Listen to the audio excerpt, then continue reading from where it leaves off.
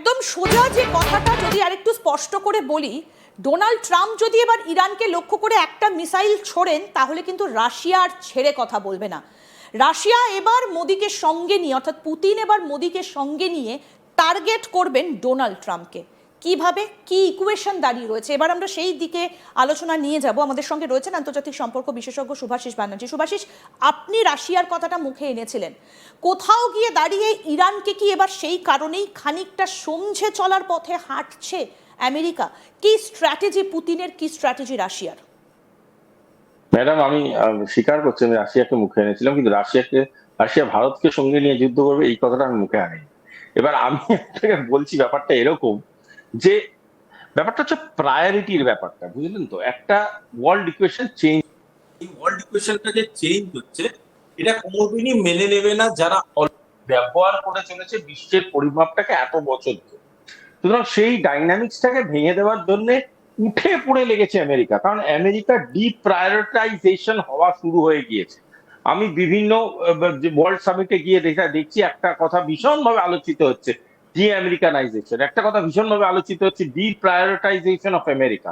এই কথাগুলো তো আর পড়ে পাওয়া 14 আনা নয়। এই কথাগুলোর মধ্যে একটা ভ্যালু আছে, এই কথাগুলোর মধ্যে একটা নির্দিষ্ট ইঙ্গিত আছে, এবং এই ইঙ্গিতটা পরিষ্কার করে দেয় যে এনার্জি, যখন আমরা এনার্জি নিয়ে ভাববো, যখন আমরা নিউক্লিয়ারাইজেশন অফ দ্য ওয়ার্ল্ড নিয়ে ভাববো, সেখানে অবভিয়াসলি গোলা বন্দুক তৈরি করাটা একমাত্র কাজ নয়। সুতরাং সেই ধরনের ন্যারেটিভকে সামনে রেখে যদি কোনো সক্রিয় রাষ্ট্র অবস্থানকে বারংবার অন্য একটি অতি সক্রিয় রাষ্ট্র অবস্থান অ্যাটাক করার চেষ্টা করে, এটা তো নক্কারজনক। এটা মানে ভীষণভাবে নক্কারজনক।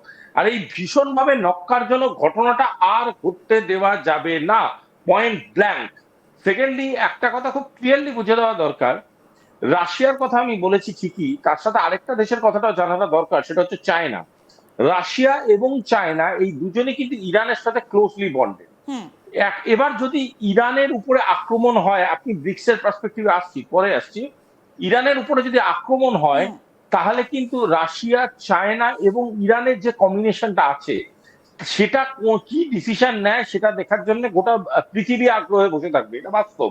তার কারণটা হলো রাশিয়া অলরেডি কিছু লজিস্টিক বিমান ল্যান্ড করিয়েছে তেহরানে দুদিনের মধ্যে, আগেই, মানে -48 আওয়ার্স বা -72 আওয়ার্স।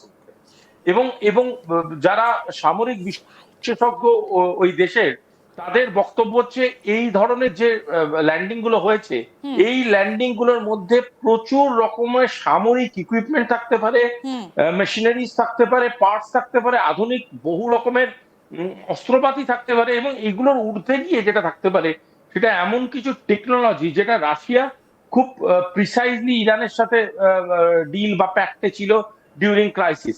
একটা কথা ভুলে গেলে চলবে না, রাশিয়া এবং ইরানের নিজস্ব একটা সামরিক প্যাক্ট আছে, এবং সেখানে বহু এক্সচেঞ্জ থিওরি দুজনের মধ্যে আছে, সো অ্যাজ উইথ চায়না। সুতরাং এই বন্ডটা যদি কোনো কারণে শেপ নিয়ে নেয় এবং সেই বন্ডটাকে কোনোভাবে যদি আমেরিকা অ্যাটাক করে, we are heading for a big kinetic. একদম। আমি একটু শোনাই, ডোনাল্ড ট্রাম্প কিছুদিন আগে একটা বার্তা দিয়ে রেখেছেন স্পষ্ট, কি বলেছিলেন একটু শোনাই।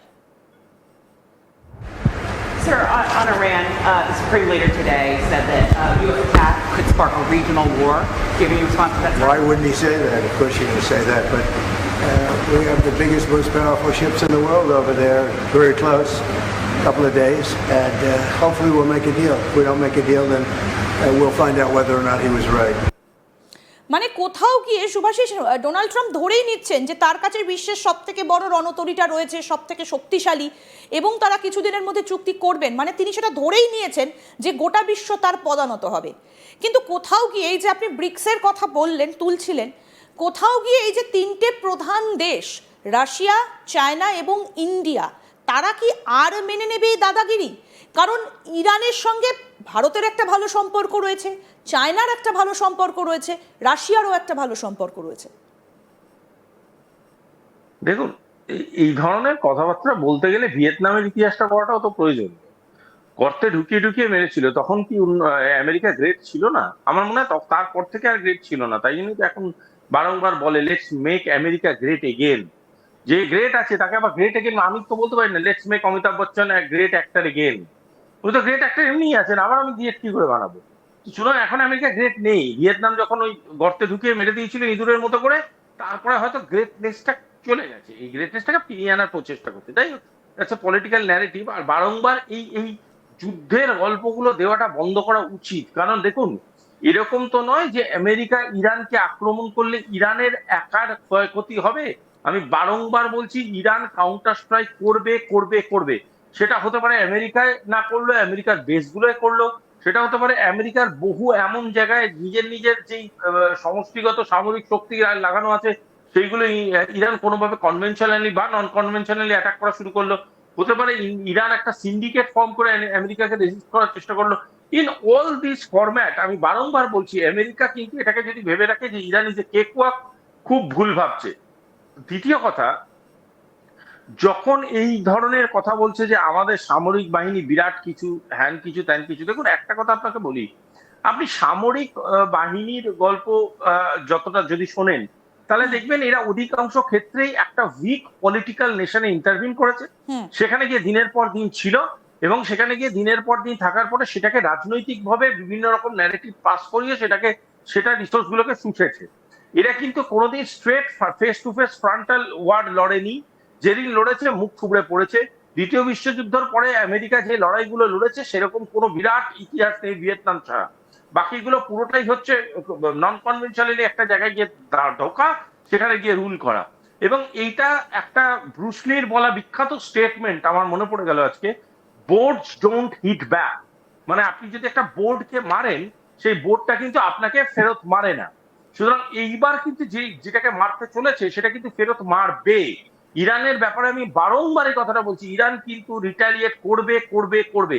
ইরান যদি রিটালিয়েট না করে, তাহলে মানে আমি বলবো এটা একটা নব ডাইমেনশন ইন ওয়ারফেয়ার তৈরি হলো। এবং আরেকটা জিনিস আমার কোথাও গিয়ে একটা ইন্ডিকেশন লাগছে যে আপনি কিছুদিনের আগে জিনপিং বলুন বা পুতিন বলুন বা তাদের যারা সাবঅর্ডিনেশনস আছে, মানে অর্থাৎ তাদের যারা অর্থমন্ত্রী বলুন, বিদেশ মন্ত্রী বলুন, ডিফেন্স মিনিস্টার্স বলুন, এদের করা বিভিন্ন সেক্রেটারিয়েট স্টেটমেন্টস গুলো দেখবেন, সেখানে কিন্তু তারা বারংবার ইরানের মেনশন করছে এবং বারংবার এটা পরিষ্কার বলছে যে উই স্ট্যান্ড বাই ইরান। এই উই স্ট্যান্ড বাই ইরানের যে ন্যারেটিভটা, এই ন্যারেটিভটা কিন্তু ইটসেলফ প্রমাণ করছে যে একটা পাওয়ারফুল এনক্লেভ বা একটা পাওয়ারফুল স্ট্রেটায় ইরানকে কিন্তু এরা রেসপন্স দেবে এবং ইরানকে সাপোর্টটা দেবে। সুতরাং সেইটা যদি তৈরি হয়, আর আর এই যে ব্রিক্স প্রেসিডেন্সির কথাটা যেটা আপনি আনছেন, এটা ব্রিক্স প্রেসিডেন্সিকে আরো শক্তিশালী করবে এবং এদের অনেক আরো কঠিন এবং কঠোরতম ডিসিশন নিতে সাহায্য করবে বলেই আমার ধারণা। কোথাও গিয়ে শুভাশিস আমরা যদি একটু এইভাবে দেখি